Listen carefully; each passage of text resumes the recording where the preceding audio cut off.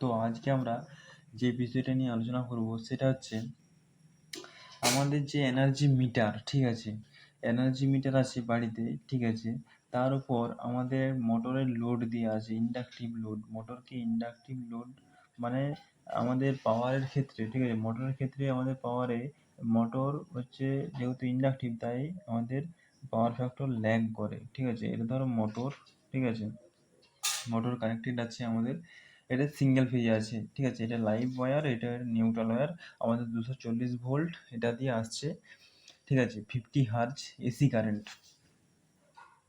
AC কারেন্টে এসে আমাদের এখানে যে অটো ট্রান্সফর্মার বসানো আছে, ঠিক আছে, এটা হচ্ছে একটা ফিউজ, ঠিক আছে, ফিউজটা এখানে বসানো আছে এবং এখানে দুটো সুইচ আছে, একটা নিউট্রালের জন্য একটা সুইচ আছে এবং একটা নিউট্রালের জন্য সুইচ আছে এবং একটা লাইভ তারের জন্য একটা সুইচ আছে এবং লাইভ তারে একটা ফিউজ বসানো আছে যাতে আমাদের বেশি কারেন্ট যদি ফ্লো হয় তখন এই ফিউজটা কেটে যাবে, মানে বেশি লোড গেলে এই ফিউজটা তখন কেটে যাবে। তারপর এখানে একটা অটো ট্রান্সফর্মার লাগানো আছে। এই অটো ট্রান্সফর্মারটার কাজ হচ্ছে কারেন্টকে আমরা আমাদের নিজেদের মতো করে আমরা কারেন্ট ভোল্টেজকে বাড়াতে পারি বা কমাতে পারি, ঠিক আছে।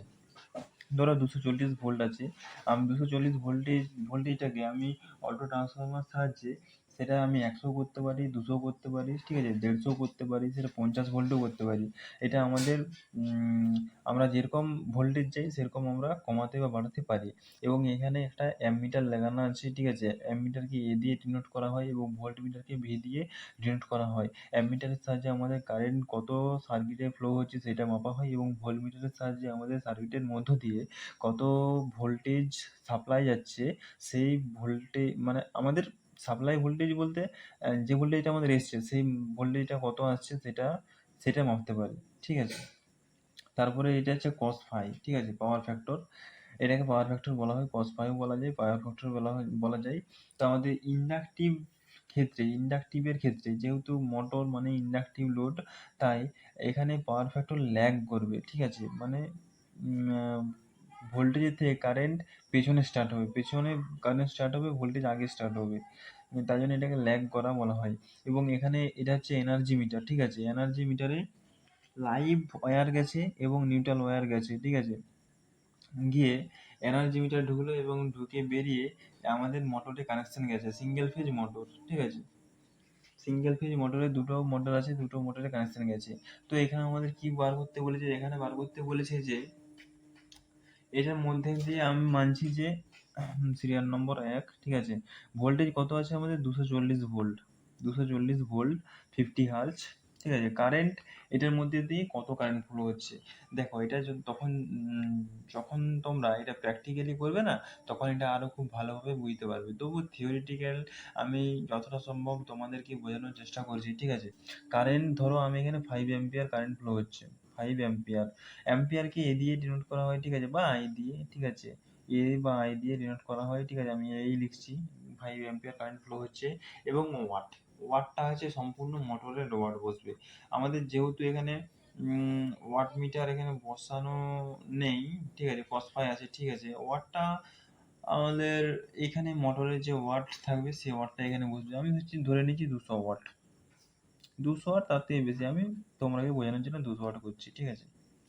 মোটরের বেশি থাকে, ঠিক আছে, 200 ওয়াটও থাকে আর এর থেকে বেশিও থাকে, আমি 200 ওয়াটই ধরছি।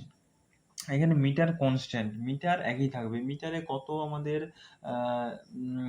কারেন্ট এনার্জি পড়ছে সেটা মিটারে কনস্ট্যান্ট থাকবে, ঠিক আছে। মিটারটা আমরা এখানে জানি না কারণ এখানে আমাদের মিটার নেই, ঠিক আছে, মিটারটা কনস্ট্যান্ট থাকবে, এখানে আমি কিছু লিখছি না। বলছি টাইম ইন সেকেন্ড বা টাইম ইন আওয়ার, ঠিক আছে, তোমরা যে কোনো একটা করতে পারো। ধরো কোনো ইন্ডাকটিভ মোটরকে চালালে এবং সেটা তুমি সময়টা দেখলে যে আমি কখন চালালাম এবং মিটারও দেখবে যে কত কারেন্ট বিল আসছে, আমি 1 ঘন্টা চালাই বা 1 মিনিট চালাই বা 1 সেকেন্ড চালাই বা 1 সেকেন্ডে তুমি বুঝতে পারবে না, ওটা পড়বে কিন্তু তুমি বুঝতে পারবে না, বেশিক্ষণ চালালে বুঝতে পারবে। ধরো এখানে সেকেন্ডে বলেছে, তো এখানে 60 সেকেন্ড যদি আমি ধরি তো 60 সেকেন্ড ধরলেও তুমি মিটারের কাঁটা বুঝতে পারবে না, ঠিক আছে, যতক্ষণ না বেশি চলছে। 1 ঘন্টা চললে হয়তো তুমি বুঝতে পারবে, কিন্তু লেখা উঠছে তুমি বুঝতে পারবে না। এখানে যেহেতু সেকেন্ডে বলা হয়েছে আমি এখানে 1 ঘন্টা ধরছি, ঠিক আছে, 1 আওয়ার, ঠিক আছে, 1 আওয়ার। আর এখানে বলছে মিটারের ক্যালকুলেটেড এনার্জিটা কত আসবে, ইউনিটটা কত আসবে, ঠিক আছে, ওইটা আপনাকে বার করতে হবে। এখানে বলছে 200 ওয়াট একটা মোটর, ঠিক আছে, 200 ওয়াটের দুটা মোটর, ঠিক আছে, গুণিত 2, 200 ওয়াটের দুটা মোটর মানে 400 ওয়াট হবে। হ্যাঁ, আমি এখানে ক্যালকুলেট করে দেখিয়ে দিচ্ছি। বলছে time in second, time in second না লিখে আমি ঘন্টায় লিখেছি, 1 আওয়ার লিখেছি। হ্যাঁ, যাতে এটা হয়ে যেতে সুবিধা হবে। তারপর বলছে এনার্জি, বলছে WH watt meter, watt calculated, ঠিক আছে, এনার্জি মিটারটা কত ওয়াট হচ্ছে সেটা ক্যালকুলেটেড, এবং watt hour measured, watt hour measured, এটা মেজার করে, মানে আমাদের এনার্জি মিটারে মেজার করে কত বেরাচ্ছে এবং ক্যালকুলেট করে কত বেরাচ্ছে, দুটো এখানে লিখতে বলছে। তো মেজারটা আমরা করতে পারছি না, ঠিক আছে, এটা আমাদের এনার্জি মিটারে হয়, ঠিক আছে। আমি এখানে ক্যালকুলেটটা করে দেখাচ্ছি। ক্যালকুলেটটা কিভাবে হবে দেখাচ্ছি। এখানে কত, দুটা মোটর আছে, ঠিক আছে, দুটা মোটর 200 200 400 400, ঠিক আছে, 200 400 ওয়াট, গণিত আমাদের সময় কত 1 ঘন্টা, তখন কত হলো টোটাল 400 ওয়াট, 400 ওয়াট হলো 400 ওয়াট আওয়ার, মানে ঘন্টায় 400 ওয়াট আওয়ার আমাদের এটা হচ্ছে। এটাকে আবার 1000 দিয়ে আমাদের কিলোওয়াটে নিয়ে আসতে হবে, কিলোওয়াটে নিয়ে আসতে হবে, মানে 400কে যদি আমি 1000 দিয়ে ভাগ করি, 400কে 1000 দিয়ে ভাগ করলে কত হবে, 1000 শূন্যে শূন্য, শূন্য নেমে যাবে, 400 নেমে যাবে, দশমিক বসিয়ে একটা শূন্য, 1000 চারে 4000, 4000 এসছে, মানে এটা হবে 0.4 সমান 0.4 কিলো ওয়াট আওয়ার, ঠিক আছে, এটা আসছে।